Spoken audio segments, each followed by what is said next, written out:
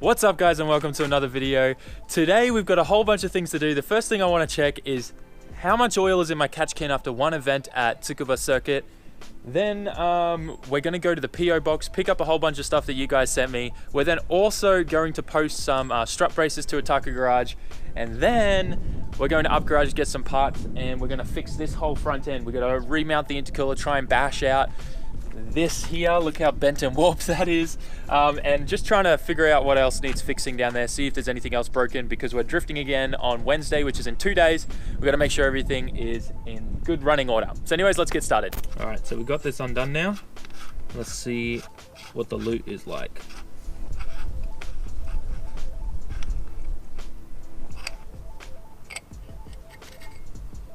Oh, not too bad.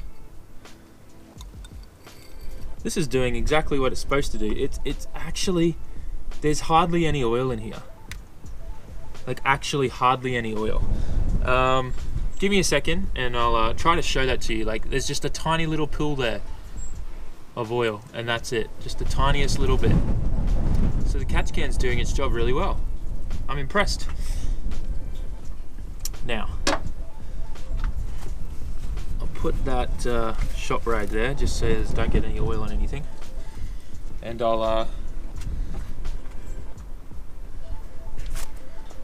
what I'll do is I'll get this shop rag and I'll pour the oil out onto the shop rag so you guys can see that there's really not that much in there.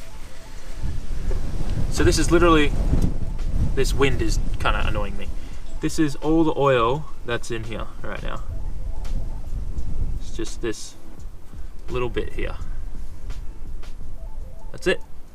So one drift event and we've just got kind of just a little bit of oil, I'd say, which is pretty good. It's pretty normal.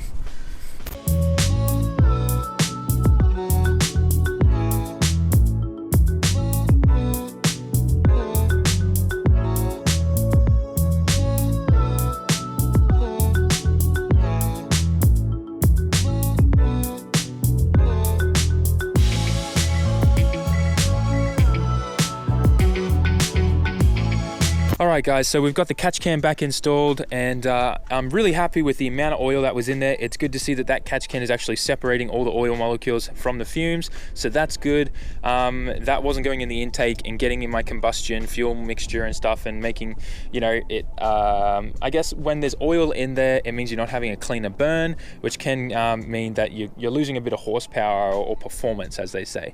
So it's good that the catch can's doing what it's meant to do, and the amount of oil that was in there is actually a good sign as well. It was a little amount. I was thrashing on this thing all day at Tsukuba 1000. It's a good sign that the engine's quite healthy, because if you have a whole bunch of oil blow by, generally means you got compression issues and bad piston rings. So that's really promising and good to see that my motor's healthy. Other things that we're going to do now. So we're going to go jump in the car actually. We're going to head to the post office, post a couple strut braces for a 33 to Aoba-Ku garage, just like these ones here that I've got in my car, front and rear. That's for one of our customers there. And then what else are we doing? We're heading to the PO box to pick up some stuff that you guys have sent me. Then we're going to go to up garage, get another one of these silicon joiners, because this one, when the bar got ripped off, it kind of tore a hole in that silicon joiner. And then we're going to take the bar off, stitch it all up, try and get it a little bit safer for the next drift event, and we'll try and bash this and fix this, and we'll do some inspection on the intercooler and see if we need to replace it or not. Hopefully not. It definitely took a good side hit. You can see how much it's moved there to the right. Anyways, let's get started on that and jump in the car.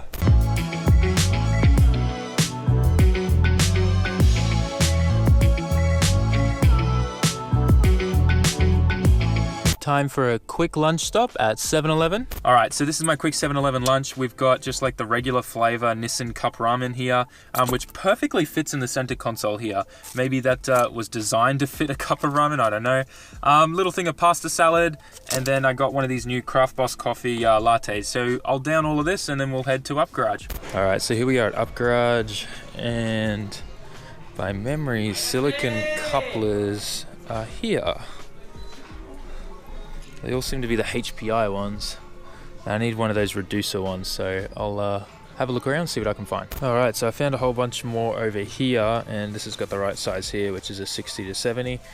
So I'm gonna get one of these, and then we'll go for a walk around and see if there's any cool parts here or anything that I may want to spend some money on. All right, we got our silicon coupler, whatever you call them. I'm pretty sure that's right, silicon coupler.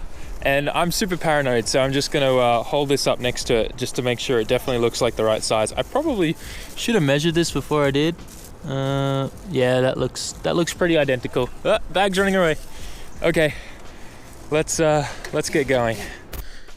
All right, so we're back home now, and let's get into this right away. We're starting to run out of light. It's not super late, but I mean, it's 5 o'clock now, so I want to have this finished within an hour. So what I'm going to do is I'm going to take the front bar off. We're going to drift stitch this up with some more zip ties and get that a little bit better than just only 1, 2, 3. And then what I'm going to do is I'm going to try and take the intercooler off and kind of bash this and level it out and get that mounted a bit better so it's not all off to the side. Replace that coupler, put it all back together, and then we should be good. So let's put you on the time lapse and get started.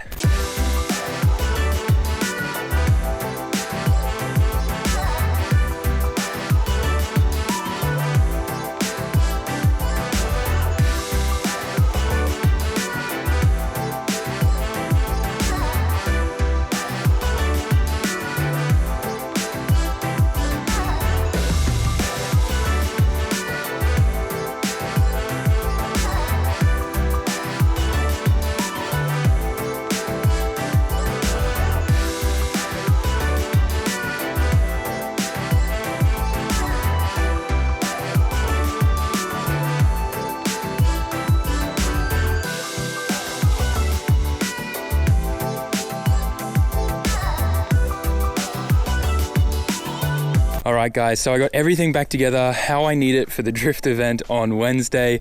As you can see, I properly stitched this up a little bit better with the crisscross pattern, and obviously a lot more zip ties there, there, and there. So many splits and cracks in the front bar.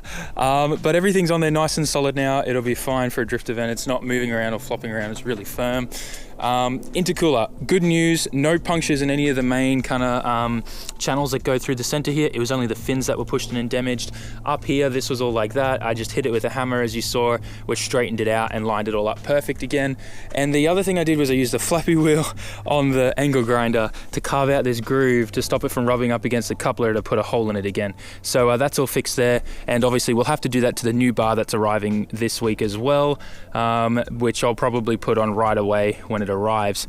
But otherwise, pretty happy where the car's at. It should be good for the drift event on Wednesday. I got to quickly pack everything up, have a shower, and then we're heading into Shinjuku to have dinner with one of my friends from Australia who's here visiting with his girlfriend at the moment. His name's Rob, so we'll take you guys along for that ride as well. Let's go. All right, guys, we're now at dinner with my buddy Rob and his girlfriend Sarah. And when do you guys head home? On the 10th? Tomorrow? 10th, tomorrow. Yeah. 9 p.m. Yeah. So Rob's actually one of my friends from back in the day when we first started at Taku Garage, and he was like one of our first OG customers. So, and he's just a general good friend in the car scene, if you know what I mean. He just crashed his 180, so F's for him in the chat. But he's gonna go home and rebuild his car and get back on the track, get some seat time, yeah? Get back into some fun. Yeah, and then maybe next time come out here for a drift Missouri, and we can wreck the 33.4. Anyways, we're at this really cool ramen joint, and I'll show you guys around. How's that sound? So this is the ramen joint. We're in Shinjuku, and it's called Tokyo Ramen 10. And I actually found out about this place because of Rob, and he used to have an Airbnb here. And it is this cool little in-the-wall kind of ramen place, and it's kind of really famous. All these signatures here are just from all these different idols and famous people in Japan. If I quickly lift up Sarah's jacket here, there's a whole bunch of anime manga characters drawn here and the people that actually wrote and drew that manga. And this one here as well. So it's all really cool, and it's kind of a little bit unheard of. But if you guys ever get to Shinjuku, Google map search Tokyo Ramen 10 and come check it out. We're gonna get some stickers next time I come here, and we're gonna put them up. This one's one of Rob's stickers, so it's all kind of cool. Anyways, we're gonna eat and enjoy Some garlic ramen. Om nom nom nom. Alright guys, that's it for today. I really hope you enjoyed this video. It was heaps of fun. I'm sorry I kind of cut it a bit short there after the ramen, but obviously, you know, hanging out with friends, being social and things like that, it's a little bit hard to film, or I just don't really know how to film that kind of really well yet. I'm still learning. But anyways guys, thanks for watching. Like I said, really hope you enjoyed this. Make sure you like, comment, share and subscribe. Hit up all my social media down in the description if you want to send me slap stickers or anything for mail time videos. My PO box is in there as well. And I'll catch you on the next one. Ja mata ne.